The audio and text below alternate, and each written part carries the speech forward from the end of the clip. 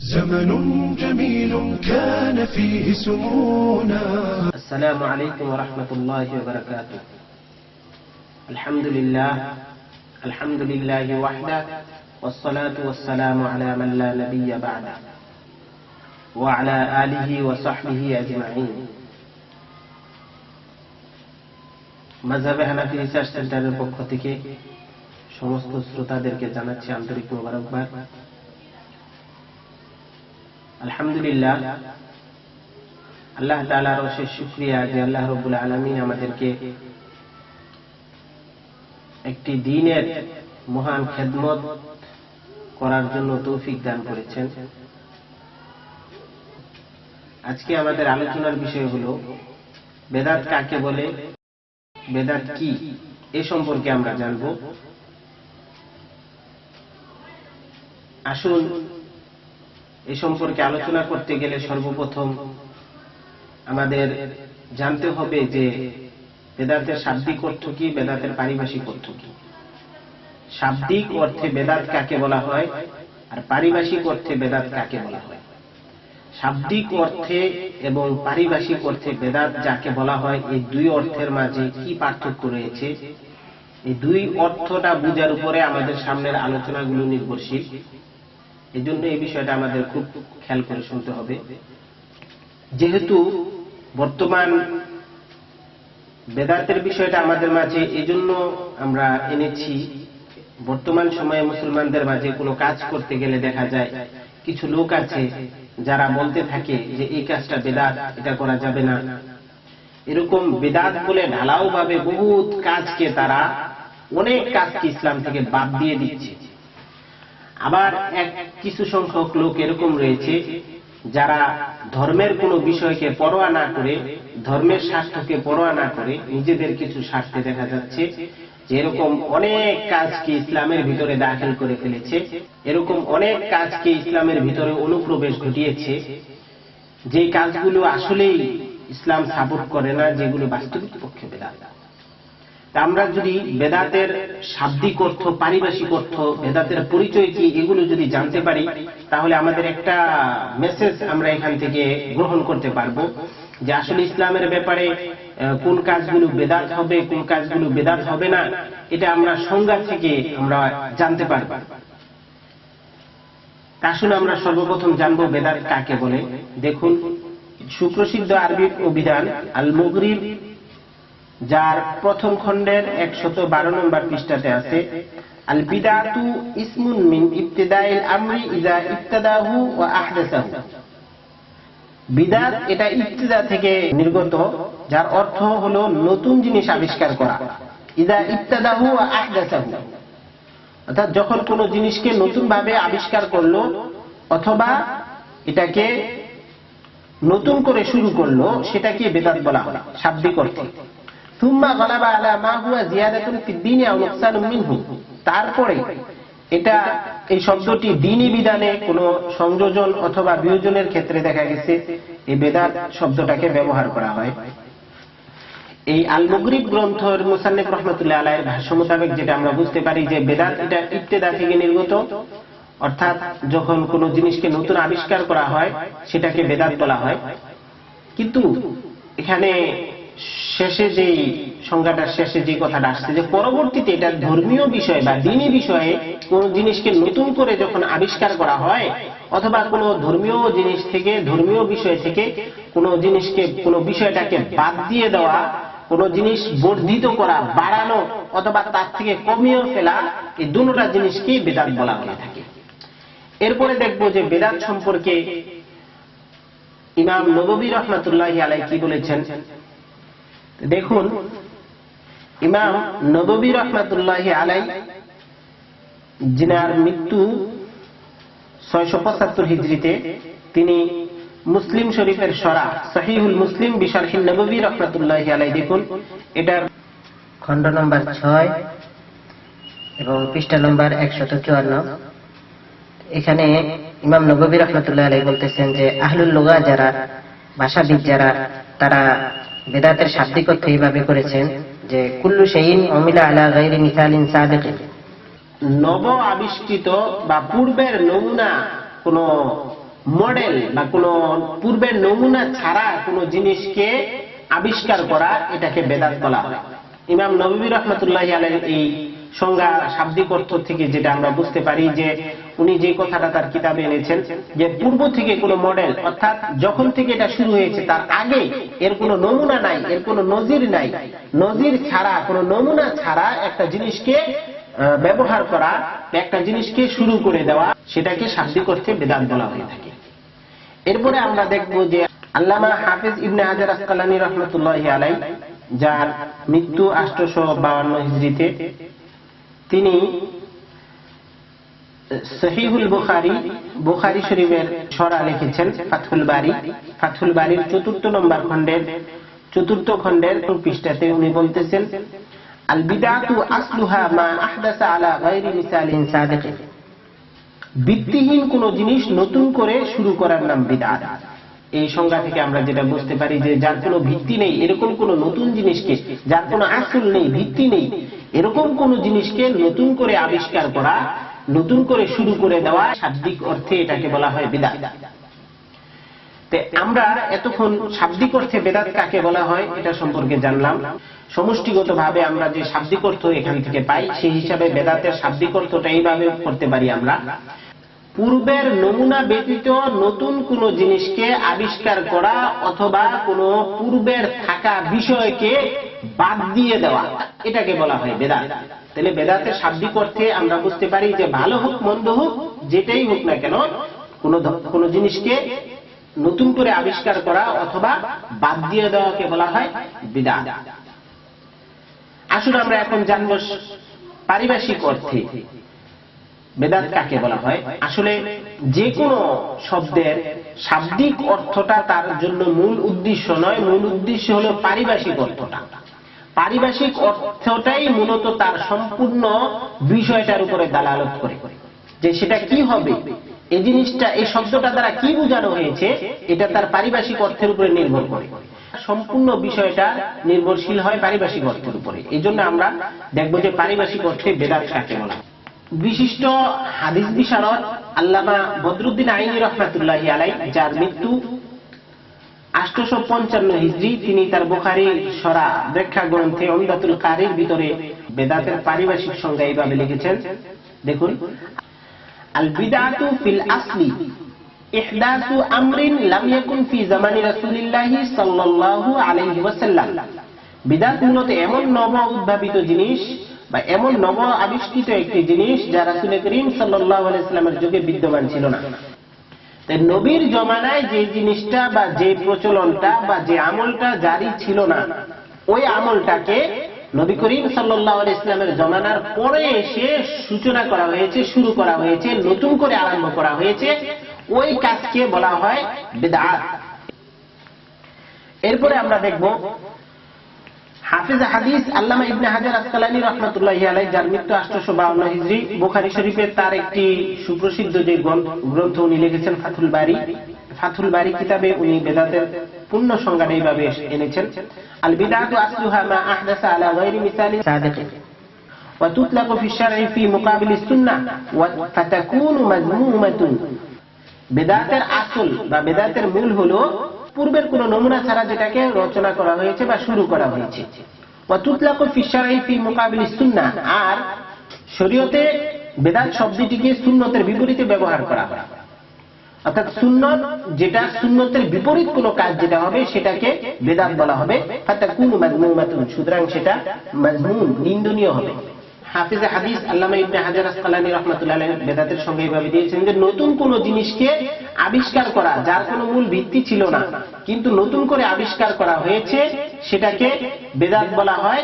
পরবর্তীতে যেটা উনি শাব্দিক সংজ্ঞার পরে যেটা এনেছেন যে শরীয়তে পরবর্তীতে এটাকে সুন্নতের মোকাবেলায় ব্যবহার করা হয়, অর্থাৎ যে কাজটা সুন্নত ওই কাজটার মোকাবেলায় অন্য কোনো কাজকে শরীয়তে শুরু করে দেওয়া বা দাঁড় করে দেওয়া, সেটা হবে বিদআত। আর ফাতাকুনু মাযমুমাতুন, আর তখনই সেটা মাযমুম, নিন্দনীয় হবে, শরীয়তে এটাকে নিন্দা করা হবে, এই কাজকে মুসলমান গ্রহণ করতে পারবে না, মুসলমান এটাকে নিন্দা করবে, আর শরীয়তে এটা নিন্দিত বলে বিবেচিত হবে, এটাকে বলা হয় বিদআত। তাহলে বেদাতের এই সংজ্ঞায় যেটা আমরা পাই, প্রথমত নতুন করে কোনো কাজকে আবিষ্কার করা, আর সুন্নতের মোকাবেলায় সুন্নতের বিপরীতে কোনো কাজকে দাঁড়া করিয়ে দেওয়া, সেটা হবে বেদাত। আর ওই বেদাতটা নিন্দনীয় হবে যেটা সুন্নতের বিপরীতে দাঁড়াবে। এরপরে আমরা দেখব বেদাতের সংজ্ঞা দিতে গিয়ে আল্লামা মুর্তাজা আয-জাবিদি রাহমাতুল্লাহি আলাইহি, যার মৃত্যু 1205 হিজরিতে, তিনি তার লিখিত গ্রন্থ তাজুল উরুস উনি বেদাতের সঙ্গে এইভাবে দিয়েছেন, কুল্লু মুহদাসাতিন বিদআতুন। এর সংজ্ঞায়, এর আলোচনায় তিনি বলতেছেন, ইন্নামা ইউরিদু মা খালাফা উসুল আশ-শরিয়াতি ওয়া লাম ইউয়াফিকিস সুন্নাহ। প্রত্যেক নব আবিষ্কৃত জিনিস হলো বেদাত। এর অর্থ দ্বারা এটা যে জিনিস শরীয়তের মূলনীতির বিপরীত হয়। কুল্লু শাইইন বা ইন্নামা ইউরিদু মা খালাফা, বেদাত ওই জিনিসকে উদ্দেশ্য করা হয়, মা খালাফা উসুল আশ-শরিয়াতি, যেটা শরীয়তের উসুলের মুখালাফ হয়, বিপরীত হয়। তাহলে শরীয়তের মূলনীতির বিপরীত যেটা হবে সেটা হবে বেদাত এবং সুন্নত পরিপন্থী। পারিভাষিক সংজ্ঞা হিসেবে উনি লেখেন যে কুল্লু মুহদাসাতিন বিদআহ, প্রত্যেক নব আবিষ্কৃত বিষয় হলো বেদাত। আর নব আবিষ্কৃত বিষয় সেটা কিরকম হবে, ইন্নামা ইউরিদু মা খালাফা উসুল আশ-শরিয়াতি, নিশ্চয় বেদাত ওই সমস্ত জিনিসকে উদ্দেশ্য করা হবে যেটা শরীয়তের উসুলের বিপরীত হবে, শরীয়তের মূলনীতির বিপরীত হবে। শরীয়তের মূলনীতি এক ধরনের, কিন্তু এই নব আবিষ্কৃত কাজটার ধরন আরেকটা। যদি তার ধরন আরেকটা হয়, মূলনীতির বিপরীত হয়, তখন সেটাকে বেদাত বলা হবে। এরপরে যেটা বলছেন ওয়ালাম ইউয়াফিকিস সুন্নাহ, আর সেটা সুন্নতের মুওয়াফিক হবে না, সুন্নতের বিপরীত হবে। সুন্নতের মুওয়াফিক না হওয়ার কারণে, বিপরীত হওয়ার কারণে সেটাকে বেদাত বলে আল্লামা মুর্তাজা আয-জাবিদি রাহমাতুল্লাহি আলাইহি শনাক্ত করেছেন। তো ওনার এই সংজ্ঞা থেকে যেটা, একটা হলো সমস্ত নব আবিষ্কৃত জিনিসগুলো পরিত্যাজ্য, আরেকটা হলো যে যেই কাজগুলো শরীয়তের মূলনীতির বিপরীত হবে, দেখতে হবে এই কাজটা নব আবিষ্কৃত কিন্তু শরীয়তের মূলনীতির মধ্যে এটা পড়ে কিনা, দেখতে হবে শরীয়তের মূলনীতি ঠিক রেখে যদি কোনো নব আবিষ্কৃত জিনিস হয় সেটাকে উনি বেদাত হিসাবে আখ্যায়িত করতেছেন না। শরীয়তের মূলনীতি বিপরীত যদি কোনো জিনিস হয় এবং ওয়ালা মুওয়াফিকিস সুন্নাহ, তৃতীয় নম্বর যে শর্তটা উনি লাগিয়েছেন এখানে, যে সুন্নতের মুওয়াফিক হবে না, বিপরীত হবে, সেটাকে বেদাত বলা হবে। এখন আমরা দেখব আল্লামা আবু ইসহাক ইব্রাহিম ইবনে মুসা আশ-শাতিবি রাহমাতুল্লাহি আলাইহি, যার মৃত্যু 790 হিজরিতে, তিনি তার লিখিত কিতাব আল-ইতিসামের প্রথম খণ্ডের 29 নং পৃষ্ঠায় উনি বেদাতের পারিভাষিক সংজ্ঞা এভাবে লিখেছেন, আল বিদাতু হিয়া তরিকাতুন ফিদ দীনি মুখতারাতুন। বিদাত হলো ধর্মের মধ্যে একটি নব আবিষ্কৃত পদ্ধতি, পথ, তরিকা, তুজাহি শরিয়া, যেটা শরীয়ত সাদৃশ্যপূর্ণ। অর্থাৎ শরীয়তে এটাকে শরীয়তের অন্যান্য কাজের অনেকটা সাদৃশ্যপূর্ণ হবে। ইউকসাদু বিসসুলুকি আলাইহিল মুবালাগাতু ফি তাআব্বুদি লিল্লাহি তাআলা, যে আল্লাহ তাআলার ইবাদতের মধ্যে, ফি তাআব্বুদি লিল্লাহি তাআলা, আল্লাহ তাআলার ইবাদতের মধ্যে মুবালাগা করা, অতিরঞ্জিত করে চলার উদ্দেশ্যে যে কাজকে শুরু করা হয়েছে তাকে বলা হবে বিদআত। দেখুন এখানে আল্লামা শাতিবি রাহমাতুল্লাহি আলাইহি বেদাতের পারিভাষিক সংজ্ঞা দিতে গিয়ে তিনটা জিনিসকে মৌলিকভাবে তিনটা জিনিসকে উনি উল্লেখ করেছেন। নব আবিষ্কৃত কোন কর্মপদ্ধতি বা পন্থাকে বেদাত বলা হবে। দ্বিতীয়ত হলো যেটা শরীয়ত সাদৃশ্যপূর্ণ হবে, অর্থাৎ দেখতেও শরীয়তের অন্যান্য কাজের অনুরূপ হবে বা অন্যান্য কাজের মুওয়াফিক হবে, দেখা যাবে বাহ্যিকভাবে শরীয়তের অন্য কোনো কাজের মতো হবে। তৃতীয় যে সংজ্ঞাটা, উনি সংজ্ঞার ভিতরে তৃতীয় যে অংশটা এনেছেন, যে সেটা তাআব্বুদি লিল্লাহি তাআলা, আল্লাহ তাআলার ইবাদতের ক্ষেত্রে যেটার ভিতরে মুবালাগা, অতিরঞ্জিত কোনো পদ্ধতিকে উদ্দেশ্য করে বা ওই কাজটার ভিতরে আল্লাহর ইবাদতের মধ্যে কোনো বাড়াবাড়ি বা অতিরঞ্জিতকে ওখানে মাকসাদ করা হবে, উদ্দেশ্য করা হবে, এই উদ্দেশ্যে যে কাজকে করা হবে সেটাকে বেদাত বলা হবে। এরপরে আমরা দেখব আল্লামা হাফেজ ইবনে রজব হাম্বলি রাহমাতুল্লাহি আলাইহি, যিনার মৃত্যু 795 হিজরিতে, তিনি তার লিখিত কিতাব জামিউল উলুম ওয়াল হিকাম এর ভিতরে বেদাতের সংজ্ঞা লিখতেছেন, ওয়াল মুরাদু বিল বিদআতি, বিদআত দ্বারা উদ্দেশ্য হলো মা আহদাসা মিম্মা লা আসলা লাহু ফি শরিয়াতি ইয়াদুল্লু আলাইহি, ওয়া আম্মা মা কানা লাহু আসলুন মিনাশ শরিয়াতি ইয়াদুল্লু আলাইহি ফালাইসা বিবিদআতিন শারআন ওয়া ইন কানা বিদআতুন লুগাতান। দেখুন উনি বলতেছেন মা আহদাসা মিম্মা লা আসলা লাহু ফি শরিয়াতি ইয়াদুল্লু আলাইহি, শরীয়তের মধ্যে যার কোনো মূল ভিত্তি নেই। বেদাত দ্বারা উদ্দেশ্য হলো মা আহদাসা মিম্মা লা আসলা লাহু ফি শরিয়াতি, শরীয়তের মধ্যে যার কোনো আসল নাই, মূল ভিত্তি নেই, ইয়াদুল্লু আলাইহি, বেদাত শব্দটা তার উপরেই দালালত করবে। বেদাত দ্বারা উদ্দেশ্য ওই সকল জিনিসই হবে যা নতুন ভাবে উদ্ভাবন করা হয়েছে, যার সাথে শরীয়তের কোনো সম্পর্ক নেই। ওয়া আম্মা মা কানা লাহু আসলুম মিনাশ শরিয়াতি ইয়াদুল্লু আলাইহি, হ্যাঁ, তবে যে সমস্ত কাজের মধ্যে শরীয়তের মূল ভিত্তি বা মূলনীতি, যেটা শরীয়তের মূলনীতি বা মূল ভিত্তি যার ভিতরে আছে অবিধানগতভাবে বেদাত, তাকেও বলা হবে ফালাইসা বিবিদাতিন শারআন, তবে সেটা শরীয়তগতভাবে শরঈগতভাবে বা পারিভাষিক অর্থে তাকে বিদআত বলা হবে না। ওয়া ইন কানা বিদআতুন লুগাতান, যদিও সেটা শাব্দিক অর্থে যাকে বেদাত বলা হবে। আমরা এই পারিভাষিক সংজ্ঞাগুলো থেকে যেটা জানতে পারি যে বেদাত বলা হবে ধর্মে কোনো কাজকে অতিরঞ্জন করা, ধর্মে কোনো কাজকে প্রবেশ করানো, শরীয়তে যার কোনো ভিত্তি নেই, শরীয়তে ভিত্তি নেই, নবী করিম সাল্লাল্লাহু আলাইহি ওয়াসাল্লামের জমানায় ছিল না এমন কাজকে নতুন করে আবিষ্কার করা, আল্লাহ তাআলার ইবাদতকে বাড়াবাড়ি করা, আল্লাহ তাআলার ইবাদতে বাড়াবাড়ি করার উদ্দেশ্যে যে কাজকে শরীয়তে নতুন ভাবে শুরু করা হয়, যার পন্থা বা পদ্ধতি পূর্ব থেকে নবী করিম সাল্লাল্লাহু আলাইহি ওয়াসাল্লামের জমানা থেকে যার কোনো কর্ম পদ্ধতি বা যার কোনো প্রচলন নবী করিম সাল্লাল্লাহু আলাইহি ওয়াসাল্লামের জমানায় ছিল না, অর্থাৎ খায়রুল কুরুন যেটা বলা হয়, এই খায়রুল কুরুনে কোনো আবিষ্কৃত কোনো কাজ না, নবীর জমানায় কোনো আবিষ্কৃত কোনো বা নবীর জমানার থেকে চলে আসা কোনো কাজ না, কিন্তু পরবর্তীতে যার আবিষ্কার হয়েছে, পরবর্তীতে তার প্রচলন শুরু হয়েছে, তবে সেটা শরীয়তের মূলনীতি অনুপাতে না, শরীয়তের মূলনীতির বহির্ভূত, এবং ইসলাম ধর্মে বাড়াবাড়ির উদ্দেশ্যে, আল্লাহ তাআলার ইবাদতে বাড়াবাড়ির উদ্দেশ্যে যে কাজকে শুরু করা হয়েছে তাকে বলা হয় বেদাত।